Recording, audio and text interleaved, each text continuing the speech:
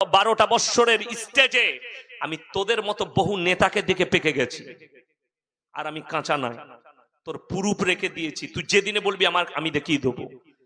তুমি দোয়া করছো মৌলবীদের পাশে বসে, ইফতারি করলে, তখন তুমি মোহাম্মদ আর শেখ হলে না, আর মুখ্যমন্ত্রী কি হয়ে গেল? সব থেকে বড় দোষ হচ্ছে মুসলিম কমিউনিটি। ধর্ম আর রাজনীতিকে একটা করতে চেয়েছেন আপনারা, আমার আল্লাহ বরদাস্ত করবে না।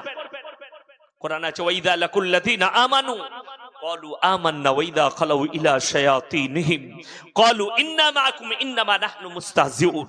হে আমার নবী শোনো, বেঈমান কাফের যারা মুনাফিক তোমার সামনে বসে তখন বলে আমরা আল্লাহকে ভালোবাসি, আমরা দ্বীনকে ভালোবাসি, আমাদেরকে ইফতারি ভালো লাগে, নামাজ ভালো লাগে, কিন্তু তারা যখন পেছনে চলে যায় তখন তারা বলে আমরা তো শুধু আল্লাহর সঙ্গে মজাক করতে গিয়েছিলাম।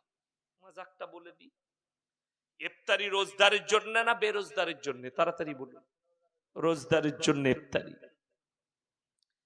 রমজান মাসে ইফতারি পার্টি হচ্ছে, কি হলেন? থানায় ইফতারি পার্টি, পার্টি অফিসে, নবান্নে, রাষ্ট্রপতি ভবনে, চারিদিকে ইফতারি পার্টির একটা রমরমা আমাদের দেশে শুরু হয়েছে। হয়েছে না হয়নি? শুরু হয়েছে। যাচ্ছে বিভিন্ন লোক যায়, আমাদেরকে দাওয়াত দিতে গেলে আমরা দাওয়াত দিয়ে গিয়ে বক্তব্য দিয়ে চলে আসি, কথা শুনেলে। একটা রোজদারের জন্য কোরআনে আছে ইয়া আইয়ুহাল্লাযীনা আমানু কুতিবা আলাইকুমুস সিয়াম কামা কুতিবা আলাল্লাযীনা মিন ক্বাবলিকুম লাআল্লাকুম তাত্তাকুন। হে ঈমানদার ব্যক্তিরা, তোমরা যখন সিয়াম পালন করবে, রোজা রাখবে, আমি আল্লাহ তোমাদের তাকওয়াকে বাড়িয়ে দেব। জোরে বলুন সুবহানাল্লাহ।